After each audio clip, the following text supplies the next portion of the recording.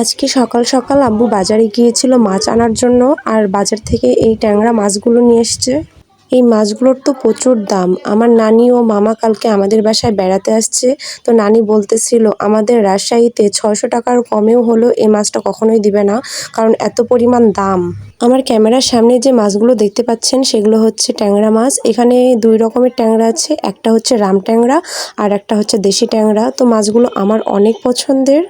আমার আম্মু পেঁয়াজ দিয়ে হালকা ঝোল করে এই মাছগুলো, যেটা খেতে আমার অনেক বেশি ভালো লাগে। আর আজকে দুপুরে এই মাছগুলো সুন্দর করে পেঁয়াজ দিয়ে ঝোল করবে। ট্যাংরা মাছ। কি ট্যাংরা? রাম ট্যাংরা। এটা কি বেশিক্ষণ বাঁচায়? না, হাত নাই। হাত নাই? না, এই মাছগুলো কি দিয়ে রান্না করতে হবে? পেঁয়াজ দিয়ে বাটা করে, পেঁয়াজ বাটা দিয়ে থকথকানি করতে হবে।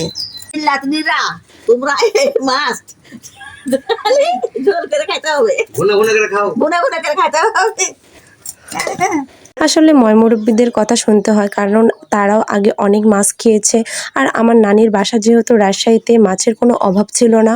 আমার নানি বলতো যে তোমাদের নানা অনেক বেশি বেশি মাছ আনতো, মাছে ভাতেই আমরা খাইতাম সবসময়। মাছে ভাতে যেহেতু বাঙালি, আর পদ্মার ধারের মাছের তো কোনো অভাব ছিল না, তাজা তাজা মাছ নিয়ে আসতো আর রান্না করতাম। দেন এই ছিল আজকের ভিডিও। ভালো লাগলে অবশ্যই লাইক কমেন্ট শেয়ার করে যাবা, আর নেক্সট ভিডিও দেখার জন্য আমার পেজটিকে ফলো করে পাশে থাকবা। আল্লাহ হাফিজ।